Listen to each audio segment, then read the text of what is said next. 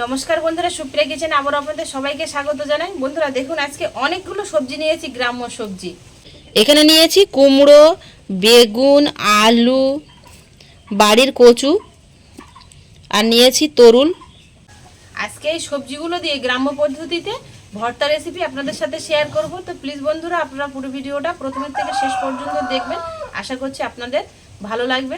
ভর্তা তো আপনারা অনেক রকমভাবে বাড়িতে বানান, কিন্তু আমার মতো এইভাবে বানানোর জন্য পুরো ভিডিওটা দেখতে থাকবেন। যে সকল বন্ধুরা ইউটিউব চ্যানেলে এখনো পর্যন্ত নতুন, প্লিজ বন্ধুরা চ্যানেলটিকে সাবস্ক্রাইব করবেন, বেল আইকন সমেত। আর ফেসবুক পেজ থেকে দেখলে পেজটিকে ফলো করে পাশে থাকবেন। ও সাইডে আমি ভাত বসিয়ে দিয়েছি। ভাতটা হয়ে যাওয়ার পরে ভাতের উনুনের মধ্যে দিয়ে পুড়িয়ে নেব, পুড়িয়ে ভর্তাগুলো বানাবো। ভাতটা হতে লাগুক, এ সাইডে আমি সবজিগুলো ধুয়ে কেটে নিই।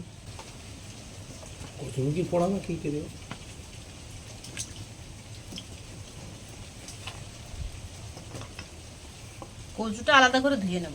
আগে এই সবজিগুলো 2-3 বার জল দিয়ে ধুয়ে নিই। ওটা একটু ডলে ডলে পরিষ্কার করে ধুতে হবে খোসাগুলো। কুমড়োটা কেটে নেই, কুমড়োটা ভেজেই ভর্তা বানাবো।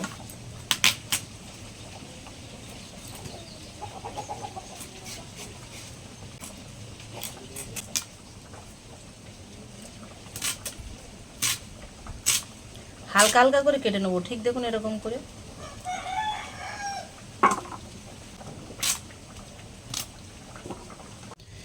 ভাতটা নামিয়ে নিয়েছি দেখুন।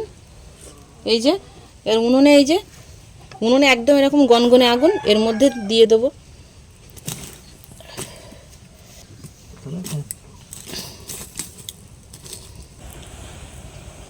টমেটোটাও একেবারে এর মধ্যে দিয়ে দেবো।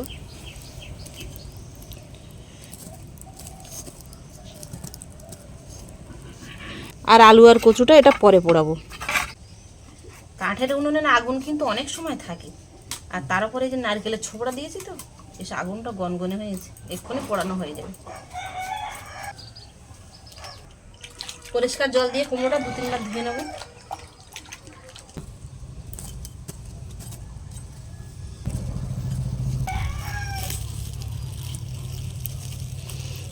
একটা সাইড করে কিন্তু পুড়ে গেছে, আর একটা সাইড একটু উল্টে না দিলে, একটু উল্টিয়ে দেবো।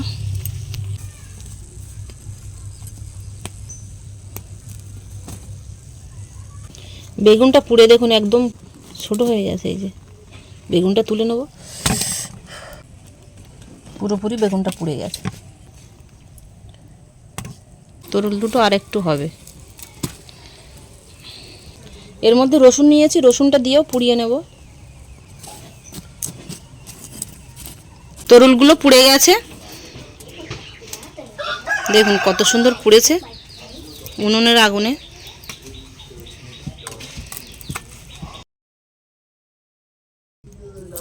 রসুনটাও তুলে নেব। উনুনটা আবার ধরিয়ে দিয়েছি, কড়া বসিয়ে দিয়েছি। কুমড়োটা ভেজে নেব, সেই সঙ্গে শুকনো লঙ্কাও ভেজে নেব। আর বেগুনের ভর্তাটা কড়াইতে বানাবো।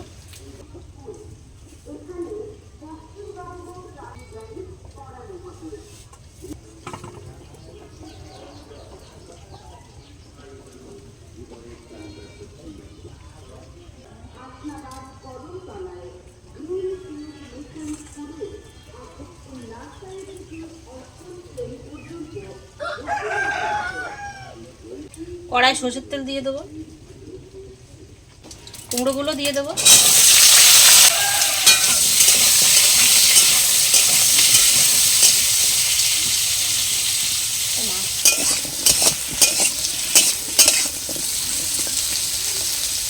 কুমড়োটার গায়ে বেশ একটু লাল লাল দাগ এসে যাবে, তবে কুমড়োটা খেতে ভালো লাগবে। কুমড়োর থেকে কিন্তু আর একটা জলসা জলসা ভাব থাকবে, তো মানে সেদ্ধ করলে যেরকম জলসা ভাব থাকে সেই ভাবটা থাকবে না, বেশ আঁটো আঁটো, খেতেও ভালো লাগবে। বেগুন আর টমেটোটা এইভাবে একটু খুন্তি দিয়ে কষে নেব।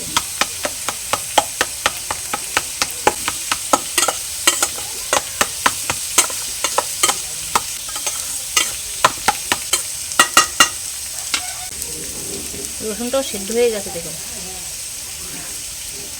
গলে যাচ্ছে।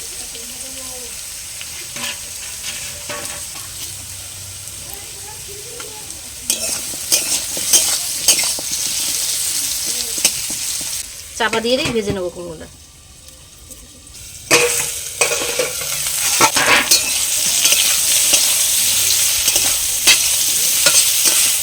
এভাবে চাপা দিয়ে দিয়ে ভেজে নিলে তো ভাজাও হবে, সেই সঙ্গে সেদ্ধও হয়ে যাবে। দেখুন এই যে সেদ্ধ হয়ে যাচ্ছে প্রায়। কুমড়োটা সেদ্ধ হয়ে গেছে, এইভাবে ঘুঁটে নেব। এইভাবে ঘুঁটে নিলে একেবারে কুমড়োর মধ্যে যদিও একটু রস রস থাকে সেটাও শুকিয়ে যাবে অনেকক্ষণ জাল করে নিলে।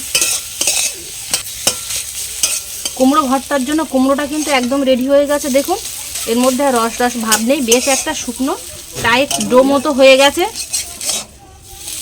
এবার আলাদা পাত্রে তুলে নেব।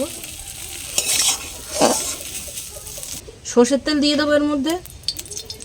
এর মধ্যে কিছুটা শুকনো লঙ্কা ভেজে নেব।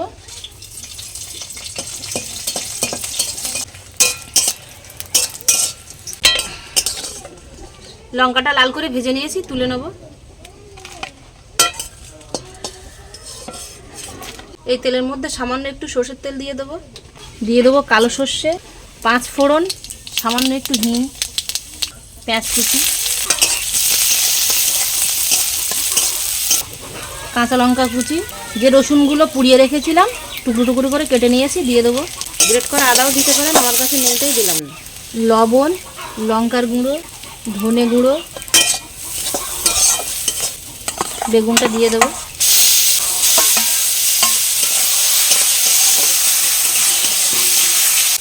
ধনে পাতা কুচি, ভাজা লঙ্কা একটা গুঁড়ো করে এইভাবে দিয়ে দেবো। বেগুনের এই ভর্তাটা আপনারা ভাত, রুটি সব কিছুর সাথেই খেতে পারবেন। বেগুন ভর্তাটা হয়ে গেছে, নামিয়ে নেব।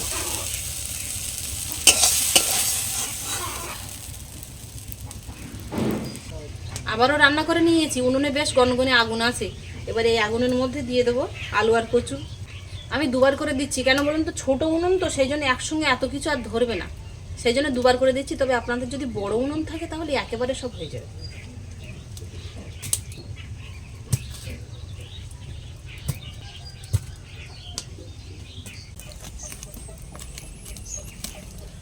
ও সাইডে আলু আর কচুটা উঠতে থাকুক, এ সাইডে আমি তরুল কুমড়ো এগুলো গুলে নেব।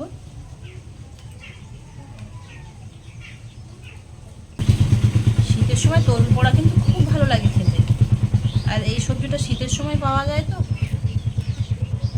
আপনারা বাড়িতে অবশ্যই বানাবেন। আর আপনারা কীভাবে বানান সেটাও আমাকে জানাবেন কমেন্টে, বা কীভাবে বানালে ভালো হয় ভর্তাগুলো সেগুলোও জানাবেন। এর মধ্যে এখনও কিন্তু জল আছে, হাত দিয়ে হালকা করে এইভাবে চাপ দিয়ে তরুলের জলটা এইভাবে বের করে নেব। তরুলটার খোসা ছাড়িয়ে নিয়েছি, খুন্তি দিয়ে এইভাবে একটু কুচে নেব। এবার তরুলটা মাখিয়ে নেব। শুকনো ঝাল নিয়ে নেব মোটা ছাড়িয়ে, লবণ, সর্ষের তেল,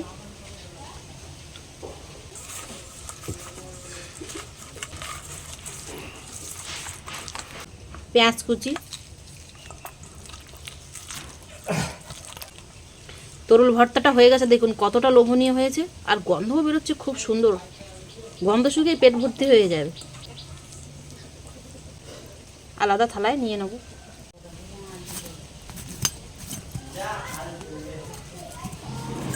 একটু উল্টে পাল্টে দেবো, তাহলে অপর পিঠটা পুড়ে উঠবে এবং সেদ্ধ হয়ে যাবে।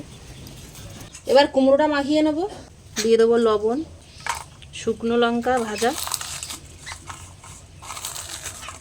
পেঁয়াজ কুচি দিয়ে দেবো, সর্ষের তেল দিয়ে দেবো,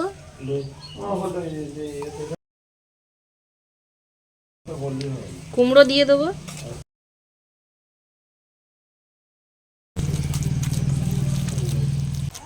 কুমড়ো ভর্তাটা হয়ে গেছে। দেখুন এই যে এটাও কতটা লোভনীয় হয়েছে, দেখুন। আলাদা থালায় নিয়ে নেব। যতক্ষণ এই সাইডে আমি আর ভর্তাগুলো বানিয়ে নিচ্ছিলাম ততক্ষণে 5-6 মিনিট হয়ে গেছে। এর মধ্যে কিন্তু আলু কচুটা সেদ্ধ হয়ে গেছে, এবার তুলে নিয়ে আসবো। আলু কচুটা পুড়ে গেছে কিন্তু, দেখুন এই যে খুন্তি দিয়ে চাপ দিচ্ছি, দেখুন এই যে বসে যাচ্ছে, তার মানে সেদ্ধ হয়ে গেছে ভেতরটা। এবার তুলে নেব, বাইরের দিকে বের করে নেব।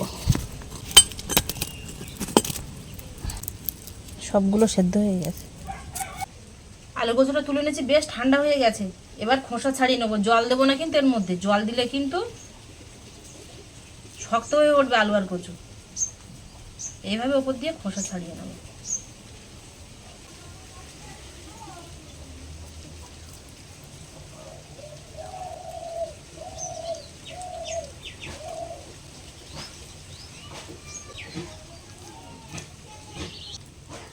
কচুগুলো ওরকম দেখুন খুব সুন্দর সেদ্ধ হয়েছে আর পুড়েও গেছে। ছাড়িয়ে নিয়েছি দুটো একসঙ্গে, তবে আলাদা আলাদা করে গুলে নেব। ভাজা ঝাল নিয়ে নেব, লবণ নিয়ে নিয়েছি, পেঁয়াজ কুচি, সর্ষের তেল,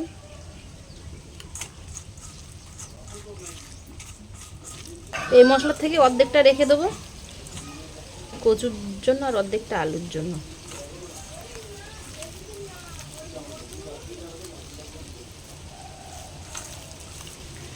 আলু ভর্তার কালারটা দেখুন কত সুন্দর এসছে আর কতটা লোভনীয় হয়েছে দেখুন।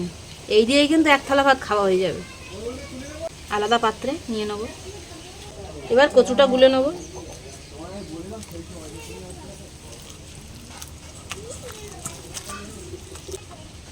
কচু ভর্তাটাও কিন্তু এরকম লোভনীয় হয়েছে। আর আমাদের এই সাইডে যখন আমাদের কচু তোলা হয় না প্রথম আমরা কিন্তু এইভাবেই কচুর ভর্তা বানিয়ে খাই। তো যে সকল বন্ধুরা খাননি আপনারা খেয়ে দেখবেন, দারুণ হয় খেতে।